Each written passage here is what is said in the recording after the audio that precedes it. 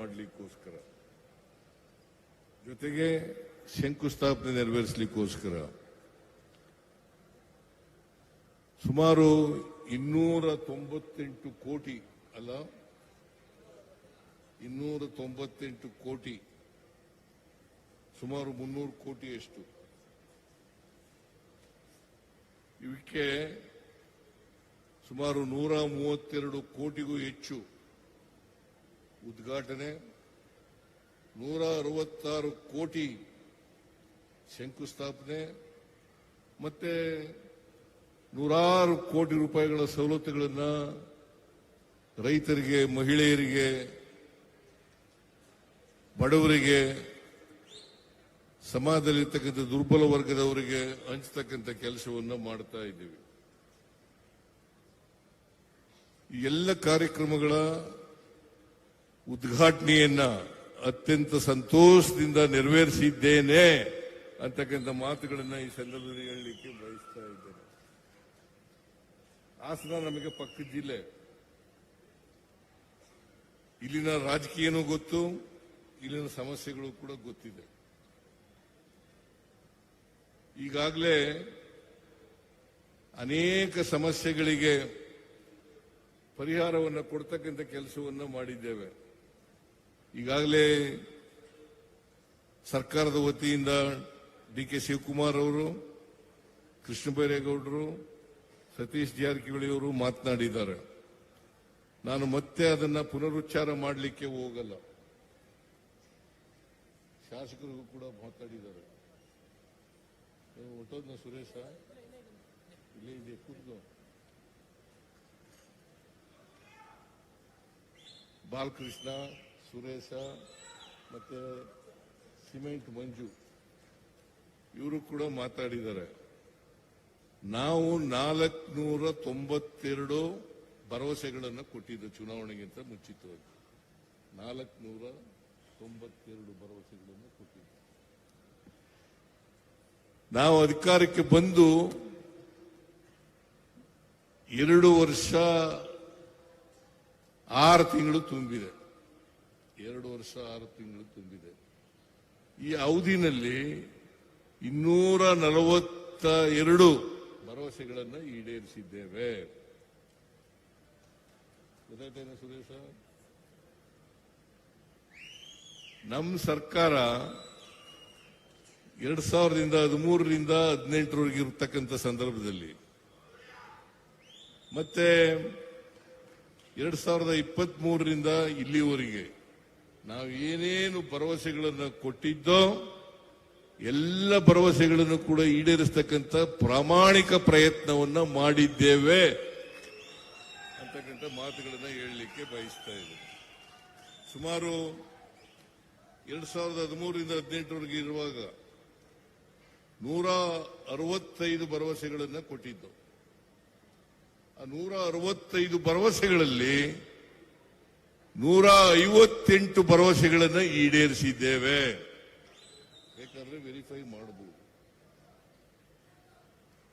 158 ಭರವಸೆಗಳನ್ನು ಈಡೇರಿಸಿದ್ದೇವೆ. 2023ರಿಂದ ಇಲ್ಲಿವರೆಗೆ 492 ಭರವಸೆಗಳನ್ನು ಕೊಟ್ಟಿದ್ದು, 242 ಭರವಸೆಗಳನ್ನು ಕೊಟ್ಟಿದ್ದೇವೆ, ಜಾರಿ ಮಾಡಿದ್ದೇವೆ.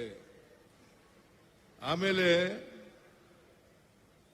23ಕ್ಕಿಂತ ಚುನಾವಣೆಗಿಂತ ಮುಂಚಿತವಾಗಿ ನಾನು, ಡಿ.ಕೆ. ಶಿವಕುಮಾರ್ ಅವರು, ನಮ್ಮ ಸುರ್ಜೇವಾಲಾ ಅವರು, ನಾವೆಲ್ಲರೂ ಕೂಡ ಹೇಳಿದ್ದು 5 ಗ್ಯಾರಂಟಿಗಳನ್ನ ನಾವು ಅಧಿಕಾರಕ್ಕೆ ಬಂದ ತಕ್ಷಣನೇ ಜಾರಿ ಮಾಡ್ತೀವಿ. ನಾವು ಮೇ 20ನೇ ತಾರೀಕು ಅಧಿಕಾರಕ್ಕೆ ಬಂದು 2023 ಮೇ 20ಕ್ಕೆ ಅಧಿಕಾರಕ್ಕೆ ಬಂದು ಜೂನ್ ಅಂದ್ರೆ 1 ತಿಂಗಳಿಗಿಂತ ಕಡಿಮೆನಲ್ಲೇ ಜೂನ್ 11ನೇ ತಾರೀಕು ಶಕ್ತಿ ಯೋಜನೆಯನ್ನ ಜಾರಿ ಕೊಟ್ಟು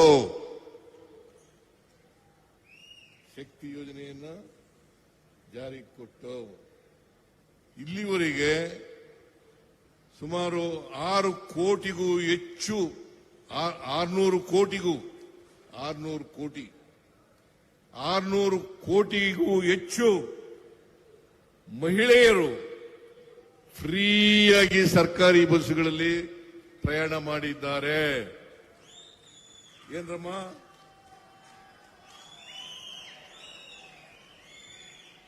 ಇಲ್ಲಿ ಹೆಣ್ಮಕ್ಳು ಕೈ ಎತ್ತದೇ ಇಲ್ವಲ್ಲ, ನೀವು ಯಾಕೆ? ಫ್ರೀಯಾಗಿ 600 ಕೋಟಿಗೂ ಹೆಚ್ಚು ಮಹಿಳೆಯರು ಫ್ರೀಯಾಗಿ. ಈಗ ಹಾಸನ ಜಿಲ್ಲೆ ನಿಮ್ದು ಟೂರಿಸಂ ಇರ್ತಕ್ಕಂಥ ಜಿಲ್ಲೆ. ಬಹಳ ಮುಖ್ಯವಾಗಿ ಕೃಷ್ಣ ಬೈರೇಗೌಡರು ಕೆಲವು ಮನವಿಗಳನ್ನು ಮಾಡಿದ್ದಾರೆ. ಅದರಲ್ಲಿ ಬಹಳ ಪ್ರಮುಖವಾಗಿ ಹೇಮಾವತಿ ಜಲಾಶಯದ ಕೆಳಗಡೆ ಇರ್ತಕ್ಕಂಥ ಜಾಗದಲ್ಲಿ ಒಂದು ಪಾರ್ಕ್ ಅನ್ನ ಮಾಡಿ, ಉದ್ಯಾನವನ ಮಾಡಿ ಅಂತ. 700 ಎಕರೆ ಜಾಗ ಇದೆ ಮಾಡಿ ಅಂತ ಹೇಳಿದ್ದಾರೆ. ಅದನ್ನ ನಮ್ಮ ಸರ್ಕಾರ ಅದನ್ನ ಪರಿಶೀಲನೆ, ನಾನು ಹಿಂದೆ ಮಂತ್ರಿಯಾಗಿದ್ದಾಗ ಒಮ್ಮೆ ಬಂದಿದ್ದೆ, ಅಲ್ಲಿಗೆ ಬಂದು ನೋಡ್ಕೊಂಡೆಲ್ಲ ಹೋಗಿದ್ದೀನಿ, ಜಾಗ ಎಲ್ಲ ನೋಡ್ಕೊಂಡಿದ್ದೆ. ಆಮೇಲೆ ನಾವು ಸೋತ್ಬಿಟ್ಟು ಈಗ ಮತ್ತೆ ಪ್ರಸ್ತಾಪ ಮಾಡಿದ್ದೀರಿ. ನಮ್ಮ ಕೃಷ್ಣ ಬೈರೇಗೌಡರು ಕೂಡ ಅದನ್ನು ಪ್ರಸ್ತಾಪ ಮಾಡಿದ್ದಾರೆ. ಆದ್ದರಿಂದ ಅದನ್ನ ಪರಿಶೀಲನೆ ಮಾಡಿ ನಾವು ಅದನ್ನ ಕಾರ್ಯಕ್ರಮವನ್ನು ಜಾರಿ ಮಾಡತಕ್ಕಂಥ ಪ್ರಯತ್ನವನ್ನು ಮಾಡ್ತೇವೆ. ಯಾಕಂತಂದ್ರೆ ಬೇಲೂರು ಹಳೇಬೀಡು ಇದೆಯಲ್ಲ, ಹೊಯ್ಸಳರ ರಾಜಧಾನಿ ಬೇಲೂರು,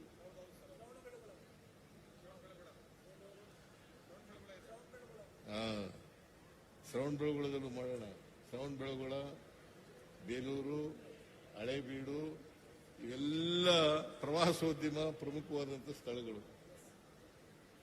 ಮತ್ತೆ ಇದ್ರ ಜೊತೆಗೆ ಹೇಮಾವತಿನೂ ಮಾಡಿದ್ರೆ ಜನರಿಗೆ ಅನುಕೂಲ ಆಗ್ತದೆ ಅಂತಕ್ಕಂಥ ಮಾತುಗಳನ್ನ ಹೇಳಿದ್ದೀರಿ. ಅದನ್ನ ಮಾಡಿಕೊಡ್ಲಿಕ್ಕೆ ಪ್ರಾಮಾಣಿಕ ಪ್ರಯತ್ನವನ್ನ ಮಾಡ್ತೇವೆ ಅಂತಕ್ಕಂಥ ಮಾತುಗಳನ್ನ ಹೇಳಲಿಕ್ಕೆ ಬಯಸ್ತೇನೆ. ನಾನು ಮಾತು ಕೊಡಲ್ಲ, ಕೊಟ್ಟ ಮೇಲೆ ಮಾಡೇ ಮಾಡ್ತೀವಿ. ಮಾತು ಕೊಡಲ್ಲ, ಕೊಟ್ಟ ಮೇಲೆ ಮಾಡೇ ಮಾಡ್ತೀವಿ. ಯಾವುದಾದ್ರೂ ಸರ್ಕಾರ ಕರ್ನಾಟಕದ ಇತಿಹಾಸದಲ್ಲಿ ಕೊಟ್ಟ ಮಾತಿನಂತೆ ನಡ್ಕೊಂಡಿರ್ತಕ್ಕಂಥ ಸರ್ಕಾರ ಇದ್ರೆ ಅದು ಕಾಂಗ್ರೆಸ್ ಸರ್ಕಾರ ಅಂತಕ್ಕಂಥ ಮಾತುಗಳನ್ನ ಬಹುಶಃ ನಿಮಗೂ ಗೊತ್ತಿದೆ ಅಂತ ಅನ್ಕೊಂಡಿದೀನಿ. ನೀವು ರಾಜಕೀಯಕ್ಕೋಸ್ಕರ ಅದನ್ನ ಹೇಳಕ್ಕಾಗಲ್ಲ. ರಾಜಕೀಯಕ್ಕೋಸ್ಕರ ಹೇಳಕ್ಕಾಗಲ್ಲ. ಈ ಗ್ಯಾರಂಟಿ ಯೋಜನೆಗಳನ್ನ ಕೊಟ್ಟಾಗ ಏನಂತ ಹೇಳಿದ್ರು ಗೊತ್ತಾ? ಮಾಡಕ್ಕಾಗಲ್ಲ. ಈಗ ಗೊತ್ತಾ ಎಷ್ಟು ಖರ್ಚು ಮಾಡಿದೀವಿ ಅಂತ? ಕೃಷ್ಣ ಬೈರೇಗೌಡರು ಹೇಳಿದ್ರು, 1,08,135 ಕೋಟಿ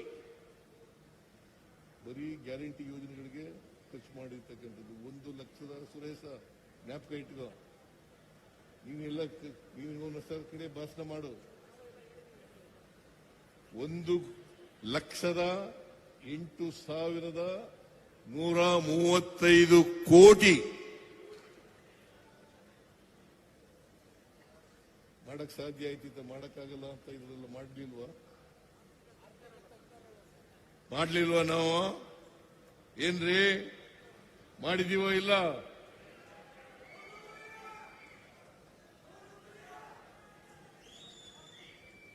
ನಾವು ಒಂದು ವರ್ಷದ ಒಳಗಡೆ ಎಲ್ಲ 5 ಗ್ಯಾರಂಟಿ ಯೋಜನೆಗಳನ್ನು ಕೂಡ ಜಾರಿ ಮಾಡಿಬಿಟ್ಟು, ಶಕ್ತಿ ಯೋಜನೆ ಇರ್ಬೋದು, ಗೃಹಲಕ್ಷ್ಮಿ ಯೋಜನೆ ಇರ್ಬೋದು, ಗೃಹ ಜ್ಯೋತಿ ಯೋಜನೆ ಇರ್ಬೋದು, ಅನ್ನಭಾಗ್ಯ ಯೋಜನೆ ಇರ್ಬೋದು, ಯುವ ನಿಧಿ ಕಾರ್ಯಕ್ರಮ ಇರ್ಬೋದು, ಎಲ್ಲ ಕಾರ್ಯಕ್ರಮಗಳನ್ನು ಕೂಡ ಒಂದು ವರ್ಷದಲ್ಲೇ ಮಾಡಿಬಿಟ್ಟು ಜುಲೈನಲ್ಲಿ 2 ಪ್ರೋಗ್ರಾಂಗಳನ್ನು ಮಾಡೋದು. 2023 ಜುಲೈನಲ್ಲಿ ಅನ್ನಭಾಗ್ಯ ಮತ್ತು ಗೃಹ ಜ್ಯೋತಿ ಕಾರ್ಯಕ್ರಮ. ಆಮೇಲೆ ಆಗಸ್ಟ್ 1ನೇ ತಾರೀಕು ಮೈಸೂರಿನಲ್ಲಿ ಉದ್ಘಾಟನೆ ಆಯಿತು. ಅದನ್ನ ನಾವು ಗೃಹಲಕ್ಷ್ಮಿ ಯೋಜನೆಯನ್ನ ಜಾರಿ ಕೊಟ್ಟು, ಶಿವಮೊಗ್ಗದಲ್ಲಿ ಜನವರಿ ವಿವೇಕಾನಂದರ ಜನ್ಮದಿನ ಜನವರಿನಲ್ಲಿ ಅವತ್ತು ಜಾರಿ ಮಾಡದೋ ಅಂದ್ರೆ ನಾವು ಅಧಿಕಾರಕ್ಕೆ ಬಂದದ್ದು ಮೇ 20 ಜನವರಿ ಒಳಗಡೆ ಎಲ್ಲ ಕಾರ್ಯಕ್ರಮಗಳನ್ನು ಕೂಡ ಜಾರಿ ಕೊಟ್ಟು ಇವತ್ತಿಗೆ ನಾವು 1,08,135 ಕೋಟಿ ರೂಪಾಯಿಗಳನ್ನು ಖರ್ಚು ಮಾಡಿದ್ದೀವಿ. ಇನ್ನೂ ಒಂದು ಮಾತು ಹೇಳಿದ್ರು, ಲೋಕಸಭಾ ಚುನಾವಣೆ ಆದ್ಮೇಲೆ ನಿಲ್ಲಿಸ್ಬಿಡ್ತಾರೆ, ದುಡ್ಡಿಲ್ಲ. ಮಾಡಿಲ್ವಾ? ಲೋಕಸಭಾ ಚುನಾವಣೆ ಯಾವಾಗ ಆಯ್ತು? 2020 ಮಾಡಿಲ್ವಾ? ನಿಲ್ಸಿದೀವಾ? ನಿಲ್ಸಿಲ್ಲ. ಅಂದ್ರೆ ಟೀಕೆಗಳು ಸಾಯ್ತವೆ.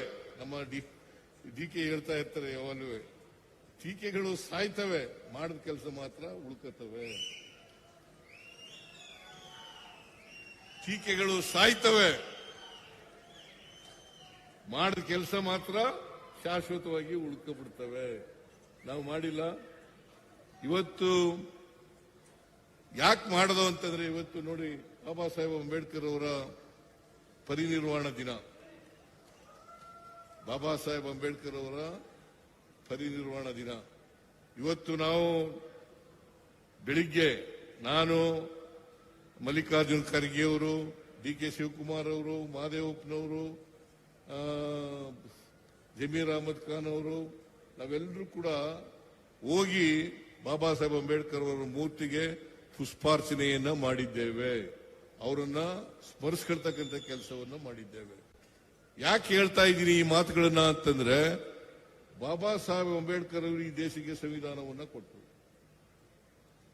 ಬಾಬಾ ಸಾಹೇಬ್ ಅಂಬೇಡ್ಕರ್ ಅವರು ಈ ದೇಶಕ್ಕೆ ಸಂವಿಧಾನವನ್ನ ಕೊಟ್ಟರು. ಸಂವಿಧಾನದಲ್ಲಿ ಸ್ವಾತಂತ್ರ್ಯ, ಸಮಾನತೆ, ಭ್ರಾತೃತ್ವ, ಸ್ವಾತಂತ್ರ್ಯ, ಸಮಾನತೆ, ಭ್ರಾತೃತ್ವ ಇವುಗಳನ್ನ ಸಮಾಜದಲ್ಲಿ, ದೇಶದಲ್ಲಿ ಸ್ಥಾಪನೆ ಮಾಡಬೇಕು ಅಂತ ಸಂವಿಧಾನದಲ್ಲಿ ಹೇಳಿದ್ದಾರೆ. ಸಮ ಸಮಾಜವನ್ನು ನಿರ್ಮಾಣ ಮಾಡಬೇಕು, ಜಾತಿ ತೊಲಗಿಸಬೇಕು, ವರ್ಗ ತೊಲಗಿಸಬೇಕು, ಎಲ್ರಿಗೂ ಸಮಾನ ಅವಕಾಶಗಳನ್ನು ಕೊಡಬೇಕು, ಸಮಾನ ಹಕ್ಕುಗಳನ್ನು ಕೊಡಬೇಕು ಅಂತ ಹೇಳಿದ್ದಾರೆ. ಸಮಾನ ಹಕ್ಕುಗಳು ಇಲ್ಲದೆ ಹೋದ್ರೆ, ಸಮಾನ ಅವಕಾಶಗಳು ಇಲ್ಲದೆ ಹೋದ್ರೆ ದೇಶದಲ್ಲಿ ಸ್ವಾತಂತ್ರ್ಯ ಬಂದದಕ್ಕೆ ಸಾರ್ಥಕ ಆಗಲ್ಲ. ಸ್ವಾತಂತ್ರ್ಯ ಬಂದು ರಾಜಕೀಯ ಸ್ವಾತಂತ್ರ್ಯ ಆಗಬಹುದು, ಆದರೆ ಸಾಮಾಜಿಕವಾಗಿ, ಆರ್ಥಿಕವಾಗಿ ಸಮಾನತೆ ಬರಬೇಕು. ಆ ಸ್ವಾತಂತ್ರ್ಯನೂ ಕೂಡ ಸಿಗಬೇಕು. ಆಗ ಸಿಕ್ಕಿದಾಗ ಮಾತ್ರ ಸ್ವಾತಂತ್ರ್ಯ ಬಂದದಕ್ಕೆ ಸಾರ್ಥಕ ಆಗ್ತದೆ. ಇದನ್ನ ನಾವು ಅರ್ಥ ಮಾಡ್ಕೋಬೇಕಾಗ್ತದೆ. ಬರೀ ರಾಜಕೀಯ ಸ್ವಾತಂತ್ರ್ಯ ಬಂದರೆ ಸಾಲದು, ಎಲ್ಲ ಜನರಿಗೂ ಕೂಡ. ಅದಕ್ಕೆ ನಾವು ಈ 5 ಗ್ಯಾರಂಟಿ ಯೋಜನೆಗಳನ್ನು ಮಾಡುವಾಗ ಯಾವುದೇ ಜಾತಿ ಇಲ್ಲ, ಯಾವುದೇ ಧರ್ಮ ಇಲ್ಲ, ಯಾವುದೇ ಪಕ್ಷ ಇಲ್ಲ. ಎಲ್ಲ ಪಕ್ಷದ ಜನರಿಗೂ, ಎಲ್ಲ ಪಕ್ಷದಲ್ಲಿರ್ತಕ್ಕಂಥ ಬಡವರಿಗೂ, ಎಲ್ಲ ಧರ್ಮದಲ್ಲಿರ್ತಕ್ಕಂಥ ಬಡವರಿಗೂ, ಎಲ್ಲ ಜಾತಿಯಲ್ಲಿರ್ತಕ್ಕಂಥ ಬಡವರಿಗೂ ಈ ಕಾರ್ಯಕ್ರಮಗಳನ್ನು ಜಾರಿ ಮಾಡಿದ್ದೇವೆ. ಕಾರಣ ಯಾಕಪ್ಪ ಅಂತಂದ್ರೆ, ಸಮಾನತೆ ಬರಬೇಕು ಸಮಾಜದಲ್ಲಿ, ಅಸಮಾನತೆ ಹೋಗ್ಬೇಕು, ಎಲ್ಲರೂ ಮುಖ್ಯವಾಹಿನಿಗೆ ಬರಬೇಕು. ಇದು ಬರದೇ ಹೋದರೆ, ಈಗ ಸ್ವಾತಂತ್ರ್ಯ ಬಂದು ಎಷ್ಟು ವರ್ಷ ಆಯಿತು? 79 ವರ್ಷ ಆಯಿತು. ಸಂವಿಧಾನ ಬಂದು ಜಾರಿಗೆ ಬಂದು 75 ವರ್ಷಗಳಾಯಿತು. 79 ವರ್ಷಗಳಾದರೂ ಕೂಡ ಈ ಸಮಾಜದಲ್ಲಿ ಇನ್ನೂ ಸಮಾನತೆ ಬಂದಿಲ್ಲ. ಸಮಾನತೆ ಬಂದಿಲ್ಲ. ಶ್ರೀಮಂತರು ಶ್ರೀಮಂತರೇ, ಬಡವರು ಬಡವರೇ. ಅಸಮಾನತೆ ಹೋಗಿಲ್ಲ. ಯಾಕೆ ಗೊತ್ತಾ ಅಸಮಾನತೆ ಹೋಗಿಲ್ಲ ಅಂತಂದ್ರೆ, ಇನ್ನೂ ಗಟ್ಟಿಯಾಗಿ ಯಾಕೆ ಉಳ್ಕೊಂಡಿದೆ ಅಂತಂದ್ರೆ, ನಮ್ಮ ಸಾಮಾಜಿಕ ವ್ಯವಸ್ಥೆಯಲ್ಲಿ ಜಾತಿ ವ್ಯವಸ್ಥೆ ಇದೆಯಲ್ಲ, ಈ ಜಾತಿ ವ್ಯವಸ್ಥೆಯ ಕಾರಣಕ್ಕೋಸ್ಕರ ಸಮಾನ ಅವಕಾಶ ಸಿಗದೆ ಇದರಿಂದ ಈ ಸಮಾನತೆ ಬರಲಿಕ್ಕೆ ಸಾಧ್ಯ ಆಗಿಲ್ಲ. ಸಮಾನ ಅವಕಾಶಗಳು ಸಿಕ್ಕಿದ್ರೆ ಸಮಾನತೆ ಬರ್ತಿತ್ತು, ಅಸಮಾನತೆ ನಿರ್ಮಾಣ ಆಯ್ತಿರ್ಲಿಲ್ಲ. ಇದನ್ನು ನಾವೆಲ್ಲರೂ ಕೂಡ ಅರ್ಥ ಮಾಡ್ಕೋಬೇಕಾಗ್ತದೆ. ಅದಕ್ಕೋಸ್ಕರ ಎಲ್ಲಿವರೆಗೆ ಅಸಮಾನತೆಯನ್ನು ನಾವು ತೊಡೆದಾಕಲ್ಲ ಅಲ್ಲಿವರೆಗೆ ಸ್ವಾತಂತ್ರ್ಯ ಬಂದದಕ್ಕೆ ಸಾರ್ಥಕ ಆಗಲ್ಲ. ಇದನ್ನ ನಮ್ಮ ಸರ್ಕಾರ ಅರ್ಥ ಮಾಡ್ಕೊಂಡು ಆ ದಿಕ್ಕಿನಲ್ಲಿ ಕೆಲಸ ಮಾಡ್ತಾ ಇದ್ದೇವೆ. 2013ರಿಂದ 2018ರವರೆಗೆ ನಾವು ಅಧಿಕಾರದಲ್ಲಿದ್ದಾಗ ಅನೇಕ ಭಾಗ್ಯಗಳನ್ನು ಕೊಟ್ಟಿದ್ದೀವಿ. ಆ ಭಾಗ್ಯಗಳೆಲ್ಲವೂ ಕೂಡ ಅಸಮಾನತೆಯನ್ನು ತೊಡಗಿಸಾಗಲಿಕ್ಕೆ ಮಾಡ್ತಾ ಇದ್ದೀವಿ. ಈಗ ಗ್ಯಾರಂಟಿ ಯೋಜನೆಗಳನ್ನು ಮಾಡಿರ್ತಕ್ಕಂಥದ್ದು ಅಸಮಾನತೆಯನ್ನು ತೊಡೆದಾಕ್ಲಿಕ್ಕೆ. ಇಲ್ಲಿ ಹೆಣ್ಮಕ್ಳಿದ್ದಾರೆ, ಶಕ್ತಿ ಯೋಜನೆ ಮಾಡಿರೋದು ಯಾಕೋಸ್ಕರ? ಅವರು ದುಡ್ಡು ಉಳಿತಾಯ ಆಗಲಿ ಅಲ್ವಾ? ಇದು ವೇಸ್ಟ್ ಅಂತ ಕೆಲವರು ಮಾತಾಡ್ತಾ ಇದ್ದಾರೆ. ಇದನ್ನ ಈ ಕಾರ್ಯಕ್ರಮ ಮಾಡಬಾರ್ದಾಗಿತ್ತು ಅಂತ ಕೂಡ ಮಾತಾಡ್ತಾರೆ. ಅದಕ್ಕೆಲ್ಲ ಬಹುಶಃ ಜನರೇ ಉತ್ತರ ಕೊಡಬೇಕು ಅಂತಕ್ಕಂಥ ಮಾತುಗಳನ್ನು ಹೇಳಲಿಕ್ಕೆ ಬಯಸ್ತಾ ಇದ್ದೇನೆ. ಜನರೇ ಉತ್ತರ ಕೊಡಬೇಕು, ನೀವೇ ಉತ್ತರ ಕೊಡಬೇಕು ಅಲ್ವಾ? ನೀವೆಲ್ವೆಲ್ಲಿ ಉತ್ತರ ಕೊಡೋದು? ಯಾರು ಈ ಕಾರ್ಯಕ್ರಮಗಳನ್ನು ಮಾಡಬಾರದು ಅಂತ ಇದ್ದಾರೆ, ಇದು ವೇಸ್ಟು ಅಂತ ಇದ್ದಾರೆ. ನಾವು ದಡ್ರ? 1,00,000ಕ್ಕೂ ಹೆಚ್ಚು ಕೋಟಿ ರೂಪಾಯಿಗಳನ್ನ ಖರ್ಚು ಮಾಡೋದು ಅಂತಂದ್ರೆ ಸಮಾನತೆಯನ್ನು ತರಬೇಕು ಅನ್ನೋ ಕಾರಣಕ್ಕೋಸ್ಕರವಾಗಿ ಪ್ರಯತ್ನವನ್ನು ಮಾಡ್ತಾ ಇದ್ದೀನಿ. ಅದರಿಂದ ನಾನು ಹೆಚ್ಚು ಮಾತಾಡಕ್ ಹೋಗಲ್ಲ. ಯಾಕಂತಂದ್ರೆ ಬಹಳ ಜನ ಬೆಳಿಗ್ಗೆನೆ ಬಂದ್ಬಿಟ್ಟಿದ್ದಾರೆ ಅಲ್ವಾ? 10 ಗಂಟೆಗೆ ಬಂದ್ಬಿಟ್ಟಿದ್ದಾರೆ. ನಾವು ಬಂದಾಗೆಲ್ಲ ಬರ್ತಿ ಇತ್ತು, ಈಗ ಸ್ವಲ್ಪ ಎಲ್ಲ ಖಾಲಿ ಆಗ್ಬಿಟ್ಟಿದ್ದಾರೆ. ನೀನಿದ್ಯಪ್ಪ, ಆ ಕಡೆ ನೋಡಿದ್ದಿ, ಹಿಂದ್ಗಡೆ ನೋಡಿದ್ದಿ, ತಿರುಗಿ ನೋಡಿದ್ಯಾ?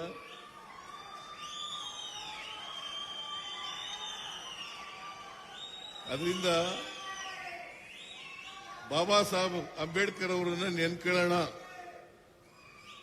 ನೆನ್ಕೊಂಡು ಸಮಾಜದಲ್ಲಿರ್ತಕ್ಕಂಥ ಜಾತೀಯತೆ, ವರ್ಗ ಇವೆಲ್ಲನೂ ಕೂಡ ತೊಡೆದಾಕ್ತಕ್ಕಂಥ ಪ್ರಯತ್ನವನ್ನು ಮಾಡೋಣ. ಮಾಡೋಣ ಅಲ್ಲ? ನಮ್ಮ ಸರ್ಕಾರ ಯಾವತ್ತೂ ಕೂಡ ಸಂವಿಧಾನದ ಪರವಾಗಿರ್ತಕ್ಕಂಥ ಸರ್ಕಾರ, ಬಡವರ ಪರವಾಗಿರ್ತಕ್ಕಂಥ ಸರ್ಕಾರ, ರೈತರ ಪರವಾಗಿರ್ತಕ್ಕಂಥ ಸರ್ಕಾರ, ದಲಿತರ ಪರವಾಗಿರ್ತಕ್ಕಂಥ ಸರ್ಕಾರ, ಅಲ್ಪಸಂಖ್ಯಾತರ ಪರವಾಗಿರ್ತಕ್ಕಂಥ ಸರ್ಕಾರ, ಕಾರ್ಮಿಕರ ಪರವಾಗಿರ್ತಕ್ಕಂಥ ಸರ್ಕಾರ. ಸೊ ಈಗ ಅನೇಕ ಅಭಿವೃದ್ಧಿ ಕೆಲಸಗಳು ಆಗಿದ್ದಾವೆ. 132, 166 ಕೋಟಿ, 132 ಕೋಟಿ, 166 ಕೋಟಿ. ನಿಮ್ ಚನ್ನರಾಯಪಟ್ಟಣದಲ್ಲೂ ಆಗಿದೆ. ದಿಡ್ಗ ಅಭಿನಂದನೆ ಹೇಳಿದ್ಯಾ? ಅದಕ್ಕೆ ನೀನ್ ಹೇಳಿದ್ದ ಜ್ಞಾಪಕ ಇರ್ಲಿ ಅಂತ. ದಿಡ್ಗ ಅದಕ್ಕೆ ಒತ್ತಾಯ ಮಾಡಿದವರು ಯಾರು ಗೊತ್ತಾ? ಗೋಪಾಲ್ ಸ್ವಾಮಿ. ನೀನು ಮಾಡಿದ್ದೆ ಬೇರೆ. ನೋಡಿ, ಅವತ್ತು ಹೇಳಿದ್ದೆ ನಾನು ಲೋಕಸಭಾ ಚುನಾವಣೆಗಿಂತ ಮುಂಚಿತವಾಗಿ ಇಂಪ್ಲಿಮೆಂಟ್ ಮಾಡ್ತೀವಿ ಅಂತ ಹೇಳಿದ್ದು. ಮಾಡಿದ್ದು ಈಗ ಅಭಿನಂದನೆ ಹೇಳಿದ್ದಾನೆ ಬಾಲಕೃಷ್ಣ, ಅವನಿಗೆ ಧನ್ಯವಾದಗಳು. ಗೋಪಾಲ ಸ್ವಾಮಿನೂ ಕೂಡ ಅಭಿನಂದನೆಗಳು ಹೇಳಿದ್ದಾನೆ. ಅವನಿಗೂ ಅಭಿನಂದನೆಗಳನ್ನ ಹೇಳಲಿಕ್ಕೆ ಬಯಸ್ತಾ ಇದ್ದೇನೆ. ನಿಮ್ ಕೆಲಸ ಆಗಿದೆಯಪ್ಪ. ಸೊ ಇಷ್ಟನ್ನ ಹೇಳಿ ಇವತ್ತು ಅನೇಕ ಶಂಕುಸ್ಥಾಪನೆ ಮತ್ತು ಉದ್ಘಾಟನೆ ಕಾರ್ಯಕ್ರಮಗಳು ನಡೆದಿದ್ದಾವೆ. ಇನ್ನು ಮುಂದೆನೂ ಕೂಡ ಮಾಡ್ತೇವೆ ಅಂತಕ್ಕಂಥ ಈ ಹಾಸನ ಜಿಲ್ಲೆಗೆ ವಿಶೇಷವಾದಂಥ ಗಮನ ಕೊಡುತ್ತೇವೆ ಅಂತಕ್ಕಂಥ ಮಾತುಗಳನ್ನು ಹೇಳಿ ನಿಮ್ಮೆಲ್ಲರಿಗೂ ಶುಭವಾಗಲಿ. ನಿಮ್ಗೆಲ್ಲರಿಗೂ ಧನ್ಯವಾದಗಳು.